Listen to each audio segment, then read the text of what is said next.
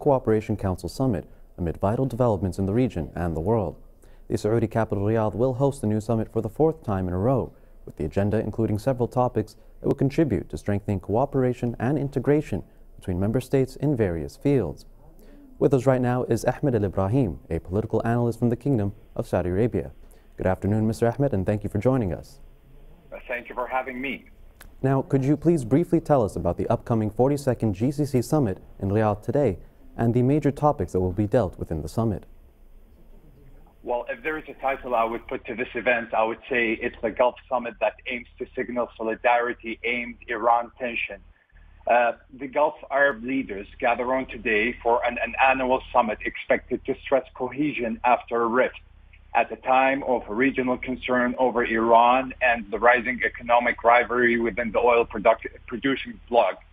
The Saudi Crown Prince toured Gulf states ahead of the summit, which comes nearly a year after Riyadh put an end of 3.5 years of tension that had shattered the U.S.-allied Gulf Cooperation Council.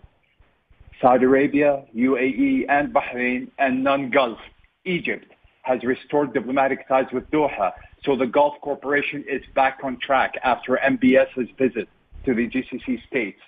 Crown Prince Mohammed bin Salman tour aimed to highlight solidarity and global powers seek to revive a nuclear pact with Iran, aimed deepening Gulf uncertainty about the U.S. role in the region. GCC and Iran are looked in rivalry for influence that has played out across the region in events such as Iran's support to al-Houthis in Yemen, also in Lebanon, where Iran-backed Hezbollah rising power has faced Beirut's Gulf ties. The GCC, concerned about Iran's nuclear ambition, missile program, and regional proxies, Abu Dhabi is engaging with Tehran to contain this tension. Also, Abu Dhabi has moved faster to mend fence with Iran and Turkey, while also re-engaging with Syria after proving ties with Israel last year. Also on the table is the concern about Libya and what's happening in Libya. Now, on the inside of the house of the GCC, there is a lot of proactive points that they are discussing. One of them, the dream of the GCC people, which is unifying the currency, also the custom union, the tax and tariffs, the assurance of following and increase the trade between the GCC countries, having non-nationals to basically move freely within the GCC countries. I remember that in 2019 we had about 27 million GCC citizens are touring within the GCC countries, and that's up from 8 million, which was in 2000. So that's a big hype. Also, on the other initiatives of the business sector that the GCC countries are coming to agree on how to conduct business in the GCC countries and giving ease for investors to basically practice their trades within these GCC countries and the certain rules and regulation. Also, what is most important is the life of the GCC citizen by providing them a great social insurance that actually provide a good quality of life for the GCC citizen. This is all is going to be discussed in this GCC summit. We are looking forward to it.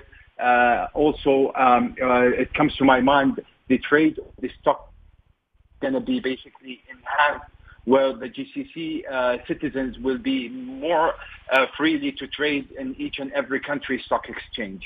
Finally, Mr. Ahmed, could you please elaborate about the role the summit has to enhance the Kuwaiti-Saudi relationships? Well, there's nothing to say about the Saudi-Kuwaiti relationship because it's a brotherly relationship. The leaders are very committed to basically provide the best to their citizens.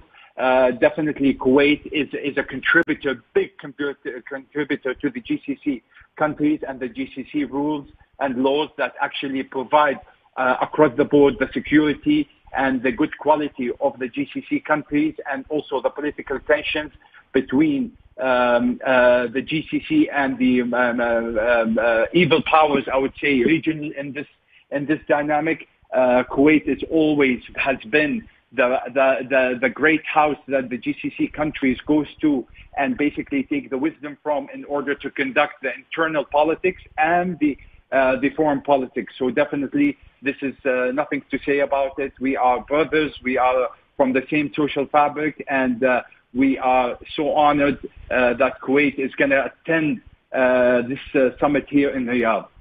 And thank you so much for your time and your expertise. Thank you.